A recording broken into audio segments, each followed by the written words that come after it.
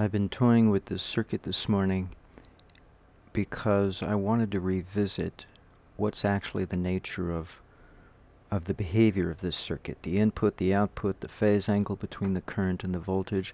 And I also had a look online for the correct calculation of wattage in an AC system, because, I'm not formally trained, so I have to find out these things um, by one means or another. And so I discovered that it's the RMS of the current times the RMS of the voltage times the cosine of the phase angle difference between the two.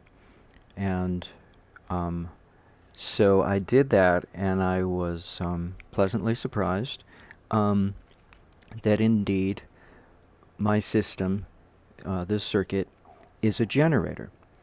Now, what you see before you is a scaled-down version that was intended to turn the motor, the rotor shaft of an AC induction motor that came out of an ice cream making machine, a Nostalgia 4-quart electric ice cream maker. 50 watts, 417 milliamps, 60 hertz, 120 volts. The problem is, it don't work this way. When I took a look at the waveforms and whatnot, and I gave it some thought for the last day, for the last 24 hours, because it vexed me that I really began to suspect that possibly it will not turn a motor. How do I get it to turn a motor? How do I be sure? And part of my intuition halfway through was, no, the only way this is going to work is a solid state. And this morning I realized why, because about half a year ago when I first started this study, I put all my work on Wikimedia Commons. It's all been removed along with my account at archive.org for various reasons. And at the time, I was making a lot of progress because I realized very quickly that this is suitable for an UFO. But I thought it might still do double duty and work inside, give us rotary propulsion in a motor. Well, I've come to the conclusion there's no way it's going to turn a motor shaft. First of all, this is producing negative power factor. But that's not, okay, no. First of all, I'm using lumped inductors. See all these little images? These are all lumped inductor symbols. I didn't know this. For some reason, I did not want to use or maybe Microcap doesn't allow me, I forget, their transformer component. So I went ahead and used the lumped inductor. I think that was it. Because I'm using the freebie version, I didn't pay the $4,500. May I say that again? $4,500. It used to be $2,500. Now it's $4,500 for registering to get the full benefit of Microcap. I'm sorry to say it's a very good simulator. That's why I like to use it. But it is costly if you want to get the full features. I think that's why I shied away from using the transformer. I wasn't allowed to use it. Be that as it may, whatever the reason, this gave me a lot of flexibility using lumped inductors because I could have all kinds of relationships between the inductors. And of course you can. You just wind one coil on top of the other, or adjacent to it on the same coil form, but it's no iron is involved. It's just an air core coil. So I didn't realize this. So I'm not dealing with a motor here. I'm dealing with a bunch of coils, like Donald Smith. Just a bunch of coils. And it's no small wonder I'm getting negative power factor, and the thing is generating humongous amounts of energy. Didn't Donald Smith do that? For very little input? So I'm doing the same thing, similar. So what's it good for? Somebody at Stack Exchange said, what's it good for? If all you're doing is using lumped inductors, what's it good for? And I looked up lumped inductors because I never heard the term before. I know air core coils, but he had to call it lumped inductors and be fancy with me. And it didn't make any sense. I thought, that doesn't apply to me. I understand what it is, but it doesn't apply. Well, I was wrong. It does apply to me. Oops. So this cannot turn a motor shaft for the simple reason that it... Well, no, excuse me. Let me back up a bit. I based this circuit concept, I keep saying this periodically, and it's worth repeating, off of Joseph Newman. I studied and simulated Joseph Newman, and actually this is pretty accurate, because in LT Spice, see, this is where the confusion arose for me. They don't give you lumped inductor. They just say, you know, K1, what's your mutual inductance between two coils? So they make it, they implied like it looks like a lumped inductor. Yet they use that as their transformer. And they don't distinguish between the two. So I came out of LT Spice doing Joseph Newman and LT Spice coming into microcap, and I could not tell the difference.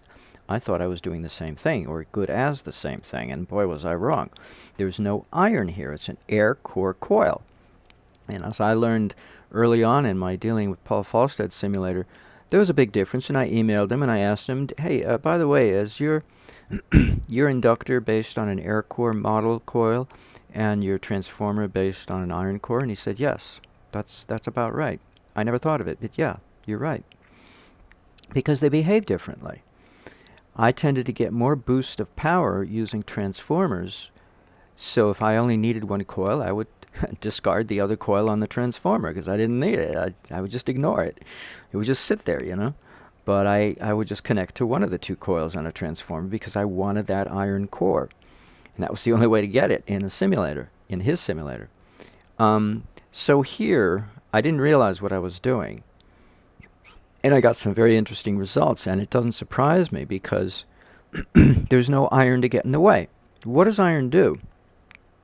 Well, it's a boost, it's a stabilizing influence, and it's a kind of a braking effect in a sense. You know, it's all of the above. It's literally the idea of largesse. You know, an air core coil is kind of fairy, like a nymph, like a what do you call it, a sylph. You know, what do they call him? Ariel, the Tempest, Shakespeare's The Tempest. Ariel is his nature sprite of the air element, and he has her do different things for him on his behalf.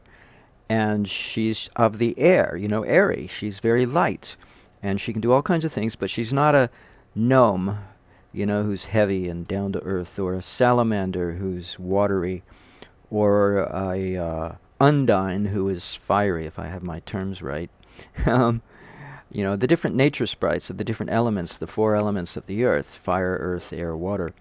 Of the ones of the air, in Sanskrit it would be Vayu, Indra, you know, they're the deities in charge of the air, the nature forces. Anyway, the point is, an air core coil is kind of light in the loafers, shall we say. It's not down to earth, and that's what I think iron does. It grounds, in a very substantial way, it grounds the magnetism of that coil.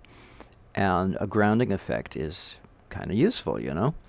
But I've been doing all of this without that, and so it should be no small wonder to me that I managed to readily separate the AC current wave from the AC voltage wave by a full half cycle. It shouldn't surprise me. Yet that's where all the power gain is. It's tremendous power gain. But what's it good for? Well, it's the child, the daughter, of two reactive parents. One is capacitive, one is inductive, and they are opposite.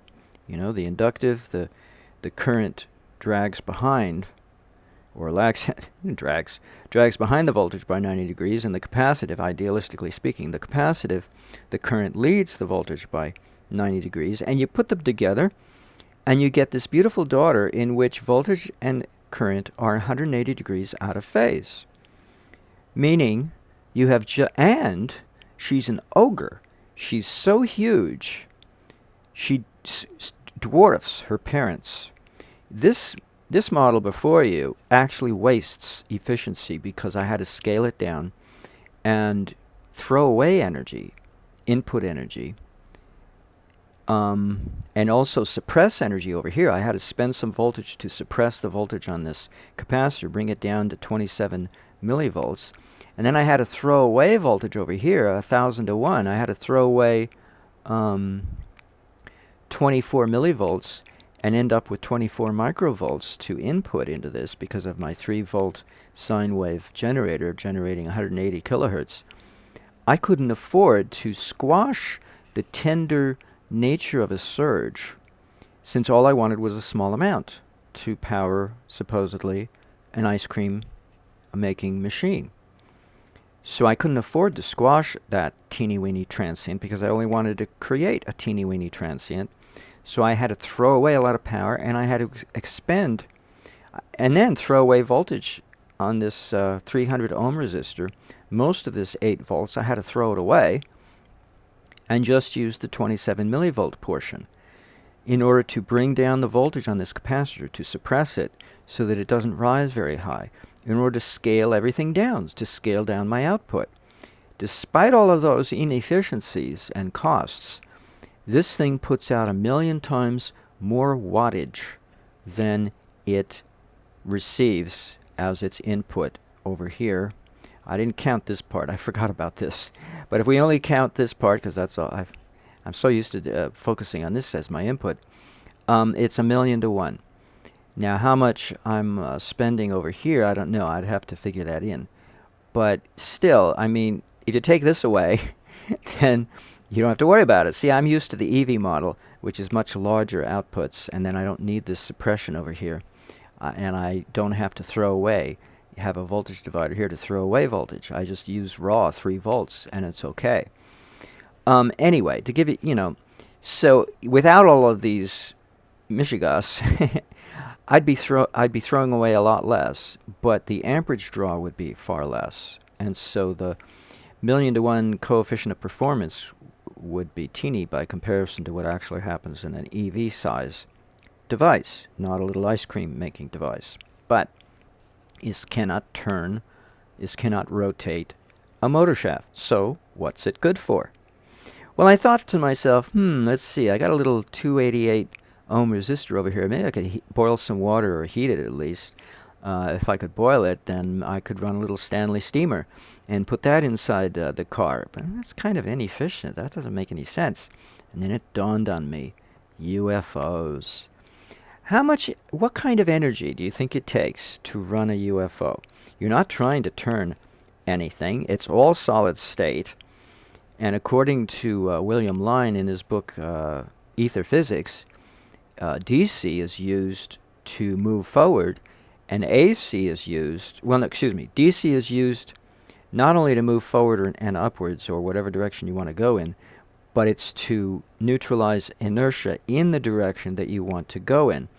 But as you move forward, you pass through this area of lack of inertia, and what you have to do is neutralize it at your opposite end, let's say the tail end if you're moving forward. And if you're moving upwards at the bottom end, you have to neutralize it, and so you use AC to do that. And I believe he was saying you use DC electrostatics versus AC electrostatics, so no current is involved. Now, what I came to the conclusion yesterday is the reason why this won't rotate a motor shaft is not because it's 180 degrees out of phase between the current and the voltage, it's because it's lumped inductors. It's air core coils with no iron core. What's iron do? It boosts the magnetic field. Now you're going to get a magnetic field with a coil anyway, but the iron helps boost it. And what is magnetism related to? Current. And what does current give you? Speed of rotation. What do we find in Joseph Newman's motor? We find that there is no iron armature at all. He just has a massive copper coil, and then he's got something, he claims he has a bar magnet spinning in the middle, which would have been true like 50 years ago or 40 years when he first started tinkering with the thing, but it wasn't true by the time he went public. By the time he went public, he had something else spinning in the center, but be that as it may. There was no iron armature at all. It was an air core coil. Massive as it was, everybody overlooked the fact it's an air core coil. And he has lumped inductance operating between whatever's spinning in the middle and the coil surrounding it. That means just what we saw. When he gave a demonstration of a model that he built with the help of his wife, installed in his car, and he drove the car a test drive in a field, in an open field, it was going pretty slow. It took a long time to go a few dozen yards. I mean, it took a long time. You could have a whole lecture while it was moving forward at that pace. Yet, we know his motor is famous for its torque, not for its speed. He gave plenty of demonstrations, and you can even see them on YouTube, one of which, at least one, in which he uses his motor to rotate the shaft of a sump pump, which pumps gallons and gallons of water to drain your swimming pool or a pond, usually something bigger than a swimming pool, like a pond. And this thing chucks out gallons after gallons like it's some titan from some Greek god who's 45 feet tall and takes a little thimble from its point of view, but it's more like a swimming pool-sized bucket from our point of view to empty out your pond, your little duck pond. It does so in no time at all, with no effort at all, because it had lots of torque. But the rotation speed was nothing to sneeze at if you wanted to speed down the highway. It wouldn't get you very fast. So that's because there was no iron in his device, no iron armature. And this kind of boggled my brain last night when I was thinking about it. There's no iron in this. This is all air core coils. How am I going to be able to put this in an EV or any kind of motor? Because even out of an ice cream machine, you've got stacked metal iron plates that serves as the armature. So even in a geared down torque, without the gears, it would spin a lot faster. But, so there's no way this is going to spin a motor in a way that we would like. I'm back to Joseph Newman, is what it is. I'm back to the caveman era of Joseph Newman, even though I'm producing more power more efficiently than he did, because it's, I have to give him credit that I was based this on his and just moved it forward and advanced it, but it's still essentially the same device. It's a torque-oriented motor. Oops. Well, my intuition was it's going to end up being solid state. And it took me till this morning to realize, oh yeah, UFO, that's right. I had that thought over a half a year ago, or about a half a year ago when I first started mucking around with this. So that's what this is good for. Now, consider, you can't use zero power factor for just about anything except energizing a coil. And then, as the conventional wisdom says, you borrow the energy, but then you have to give it back. But you don't have to spend it. All of your losses are going to be in the real number field, usually being a positive power factor. When you rotate a motor shaft, let's say, you have to expend a certain amount of positive power factor to convert it into mechanical rotation of the motor. But to energize the coils of that motor, you don't need to use positive power factor. In fact, it would be a waste of cost. You might as well use something you can't use otherwise, and you don't have to pay for it because you never spend it. You just borrow it, and then you send it back when you shut down the device. And that would be a zero power factor. Well, a negative power factor is the daughter of two zero power factor parents. So essentially, that is her nature, is zero power factor, something you would use to energize a coil. Yet she's not in the complex number field. She's in the real number field, and best of all, she's negative. In other words, this device turns into a generator. It generates power. That's why it's at least 1,000,000 to 1 coefficient of performance, because it's a generator, using very little prime mover to move it. Very little. 1/1,000,000th of what comes out of it. So it's a very efficient generator by any means. Yet it will not give speed, and it will not rotate something sufficiently to accelerate up a hill, because you need both. Well, you need torque to go up a hill, But you'd also like to have some speed, you know. You don't want to take forever and pile up traffic behind you. So you need a little bit of both when you're driving a car. At least we do, right? Americans, Westerners, we like both power and speed. You know, torque and speed. So be that as it may, this is only good for neutralizing inertia in a traveling vessel of a UFO type. And then it's no longer you, right? It's IFO. It's identified. Of course, the technicalities of how you use this energy to neutralize inertia, of course, is a whole nother topic. William Lyne covers it, but generally speaking, that's all this is good for. So you're not using it to energize coils, you're using it to energize the vessel itself, the hull of the vessel. That part I got right 6 months ago, and I thought that's what it should be done. You build the hull of the vessel out of aluminum, not out of iron. You have absolutely no iron in anywhere within your vessel, within your craft. It's has to be iron-free, because the slightest amount of iron is going to bring ferromagnetism into the picture and squash the more delicate paramagnetism that you want to evoke. It's the paramagnetism that will get you to levitate and neutralize inertia. The ferromagnetism is not going to serve you any usefulness whatsoever. So not only are these lumped inductors, but you have to make sure there are no nails or nothing iron at all. Now, people are composed of iron in their bloodstream, and that might be why the rumor has been spreading around that occupants of UFOs, you know, let's say military, whatever we call them, certainly not aliens, they wear aluminum suits, suits made of aluminum material, and it could be to shield the craft from the iron inside their bloodstream, because the iron is going to get in the way of the process of levitation. I'm just guessing. Now, another little tidbit, Atlantis was really big on the use of aluminum.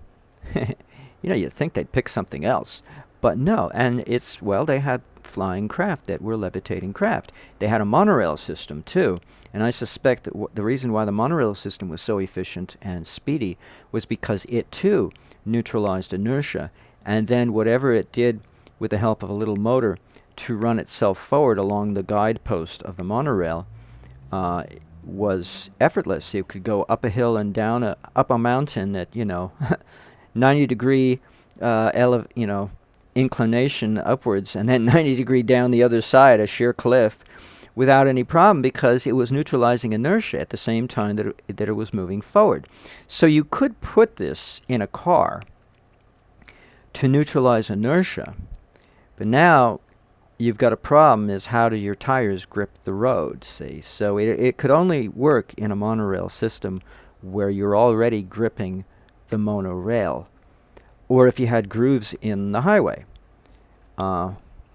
which, if I'm not mistaken, there was a movie with Tom Cruise in which they had futuristic cars that ran along grooves in the road. In fact, they were computer-driven. You didn't even drive in it. You just got in, and you were the passenger at the mercy of told it where you wanted to go, and it did all the driving for you. But it ran on grooves in the road, that's right. I forget the name of the movie. Yeah, it was. Yeah, I don't want to talk about it. It's a weird movie anyway. So that's what this is good for, because it's in the real number field. The daughter wave, the mathematical resultant of the two parent complex waves of zero power factor. The daughter wave is not zero power factor. It's negative unity power factor. Now, I had to go learn, so let's run this. Oh, it's not going to give us the full value, but it'll give us a glimpse, because I'm doing a short run here. So let's see which one is the power. So this is the equation for the power.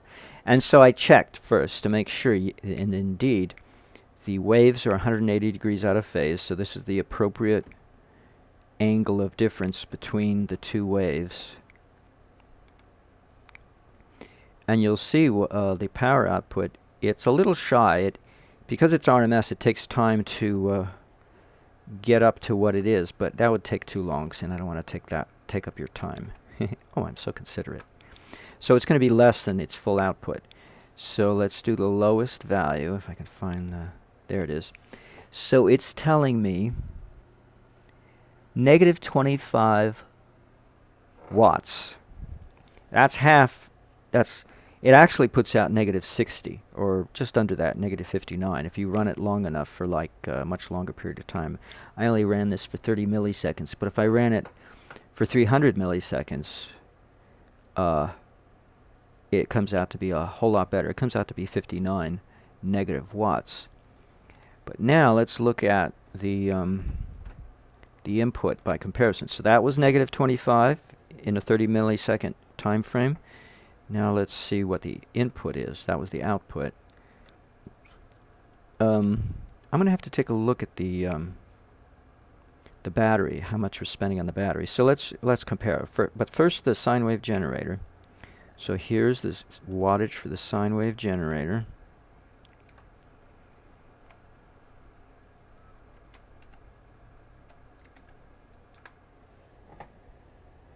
And so now we have did I do the same one? That's the same one. I just went and did the same thing. Okay, let's try something different. No, wait a minute. Okay, this is more like it.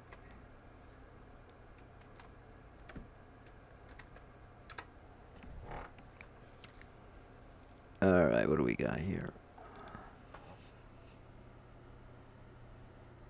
It's the same thing. What's going on here? I keep getting the rotor. What?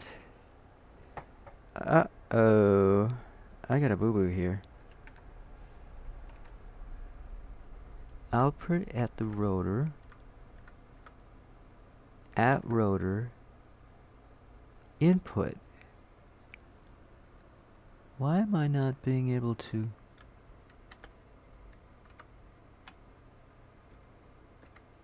Under normal circumstances,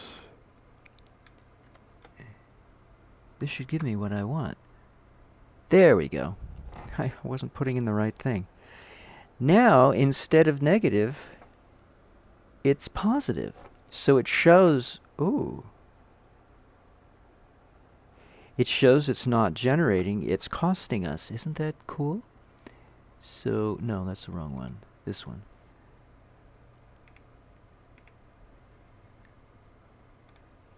Oopsies.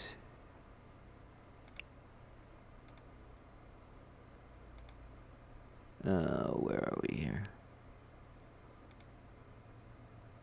Well, that's not what I want. I want it over here.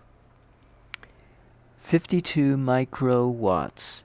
So you see what I mean? Well, the input doesn't change as much as the output. The output takes longer to come to its full head. So it's 1,000,000 to 1. So this is positive, and that's what it's costing us, while the output is negative, and that's the benefit. The benefit is negative watts. It's amazing. So now let's take a look at the battery. So how do we do the battery now? The battery, what's the name of the battery? Solar panel. I call it solar panel. Okay. So let's see. Let's just do the look at it raw first. No, that's not going to help. No, we want the watts. Okay. So let's there's going to be... Oh, I don't even have the oh, because the input is not out of phase. That's right. Well, whatever. Let's see, rotor. Well, neither is... Oh, I see. Alright, so we got to put in solar panel here.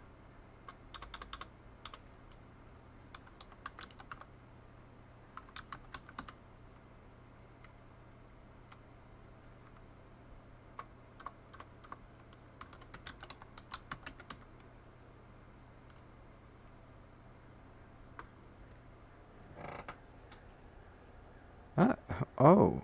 Huh? We're charging the battery? Uh-oh. I wasn't expecting this. Hey, it looks as though we're charging the battery with 210 milliwatts of power. No way. No, this is positive. This is not negative. Oh, I see. It starts out high and then it goes down. Okay, so it's costing us 200 milliwatts of power from the battery. Well, that's not bad. The battery is an 8-volt battery, 200 milliwatts. Although it's dropping. So it's going to be less than this with a longer, let's see. So let's see. 200 milli it's costing us there. And the sine wave generator was in the micro. So actually the battery is costing us more. That makes sense because, yeah. But we get an advantage by using this battery to suppress the capacitor. I forget what the advantage is though. I think it's more efficient or something.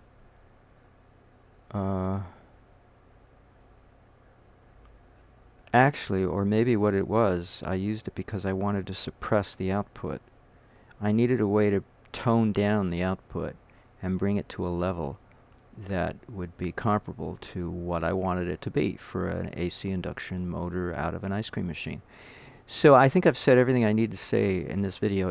Basically the thrust of the video is UFO. I'm going to turn them into IFOs. Maybe in my lifetime, you know? Because it's far more cost efficient to power a UFO than it is a car.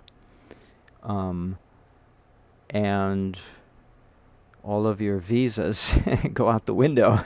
Where are the country borders? I don't know, I guess they're there, but, you know, customs. Where does customs figure into the picture? I don't know. I think customs, so the whole governmental bureaucracy, along with the money that we need to pay for energy, goes out the window, you know? When you start dealing in free energy devices, it's like money, government, as well as banking and big corporations, they go out the window. You don't need them anymore. And if there's no moving parts, see, this is the other thing. The Atlanteans, they inherited the wealth of their technology from the generations who came before them. To so many generations, they even forgot how to repair their devices, let alone they stopped building new ones because they didn't need to. It lasted forever. So when it came time for the continent to sink, the final time that it sank, the people who left, the only reason why they were the good people was because they didn't have the wealth to abuse anybody with. They were poor. They didn't have this technology, and somebody literally had to come back with the compass and they had to reinvent shipbuilding to be able to leave and get to a target and keep making trips back and forth and go to the same target and be able to make it, because they didn't have the sextant, you know. And they had to reinvent the compass and shipbuilding, because the wealthy, the 90% who stayed on the continent, they had all this technology, but they had no conceivable idea how any of it worked. They just knew you push this lever and you go up, and you push it the other way and you go to the right. That's all they knew. And they didn't need to repair it because it lasted forever. They inherited. They didn't have to ask for the family car from Dad. Hey, Dad, can I have the keys of your car? No, they just inherited upon the death of the daddy. Meanwhile, the son and the daughter have been fooling around with it probably anyway, going out on trips. But once Mommy and Daddy died, they got to inherit all this technology. They didn't have to lift a finger to produce, and neither did their parents before them. In fact, they couldn't remember when people had to be smart enough to build this stuff in the first place. So we have no idea the stupidity that had degraded in the population to the extent that they abused each other with this technology, and that's why they remained on the continent oblivious to what was about to happen. They just walked around like zombies while everybody else was preparing. The 10% were preparing to leave. You know, yeah, it puts a new spin on the Exodus story, you know, the Moses. You know, it might be a very ancient mythological storyline that keeps getting repeated because that would have been a very traumatizing event. It would have been a big deal, you know. So it probably was it left a legacy of a myth that really lasted the ages. You know, according to Charlie Lutz, 75,000 years ago. That's a long time. That's a long time to forget what it used to be like. Now we have a throwaway culture. We just throw everything away and pay for replacing it. But our cars have moving parts, and we have to take it to the mechanic to fix it because it's a complicated affair. Well, does this look complicated to you? This is a simple little circuit, and yet it produces, and this is scaled down, it produces a humongous amount of output by comparison to what you put into it. And if all it is needed is to neutralize inertia, then what would it take to move forward or backwards once inertia is neutralized? And one of the things I said in the video I made 6 months ago was probably your thought would be enough. To those of you who can, you know, move a needle that floats on the surface of water, not everybody can do it, but if you can do that, that's all it would take. And then I imagined to myself, what about when the time might have been in the past when the human population lived underwater? They were the mermaids and mermans of the past. And they had to have craft to go through the viscous medium of the water, offering a lot of resistance. If you neutralize inertia, do you neutralize your resistance surrounding the craft as well? And then all you need is your thought to move you around, then you've got a highly efficient means of travel. So a neutralization of inertia is a very efficient way to go. No moving parts.